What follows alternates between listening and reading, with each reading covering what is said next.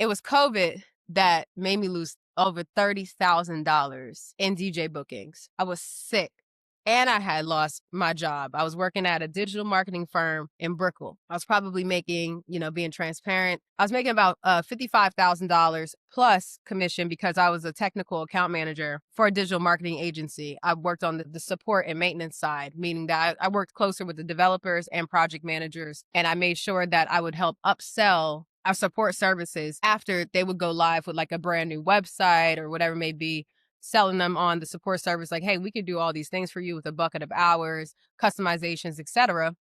for, 10, 20, up to like 80-hour packages, right? So, and these billable hours are like around 180 an hour. And we are working with, we're like our team, like the freelancers that are helping us with that support maintenance, they're probably getting paid like 22 through 27 an hour overseas. So they had a wide margin, just to put that out there. But I was doing that. And that was my full-time job while also in school as well. I was getting my master's degree at Nova Southeastern for application development. And I was also DJing. So that between the salary plus the commissions, because I was pretty good at selling the packages, upselling and such, and being an account manager. And then the DJ bookings, I was already making six figures altogether, right? But then COVID happened and I lost it all. I lost the job. I lost the DJ income that was projected, right? Because I was, like I said, I was booked. Weddings, clubs, private parties, you name it. Like I was so booked up because I knew how to sell myself. I knew how to present myself. I even knew where to list myself. Yelp, the Bash, which back then was Gig Masters. They were bought out by the Bash. Wedding Wires, having relationships with event planners, event producers. Like honestly, you can name it. You can name it. I was in it. I was partnered in it. So, and that's not even to include the kind of emails I would send out directly to managers, not even club managers, but I'm going straight to directors of events or food and beverage folks because I had new people in that space in South Beach.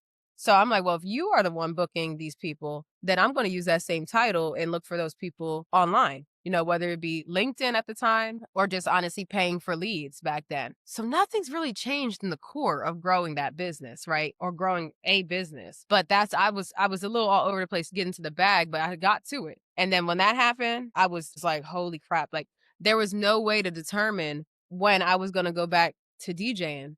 So I really had to lock in on my tech bag. I really had to lock in because I was like, I don't know when I'm going to go back to DJing and I don't know what this is about to look like. And this is almost half of my income. So from there, I decided I'm going to figure out how I can be in a space where I can still make my money, but I also can take the things that I've learned and sell another service. So I was already good with web design. I started selling more web design packages to other digital marketing companies that needed me to step in and do some of the services for them because having an American who can also sell a good service, and make sure that they had good margins. I'm like, hey, look, I can manage the project and I can do the project. So instead of you paying for a project manager and paying for a designer, I can do it for X amount. So let's say like they're selling a $12,000 website. I'm selling it to them for $2,000. They're making a $10,000 margin.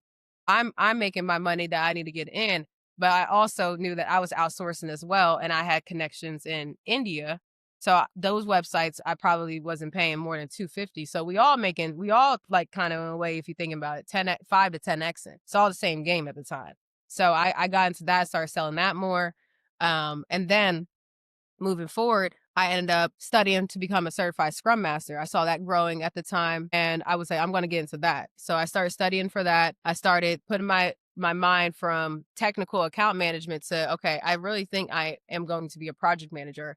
I have my school credentials, I have the background with working with developers. Have been a developer in the past, just didn't like it enough to stay as the one. I'm just going to go all in this because people do need people to manage projects. It's still a form of client relations, organization, leadership, budget, etc. It's all the things I already knew about. So I was like, let me just do it. Let me just lock in on that.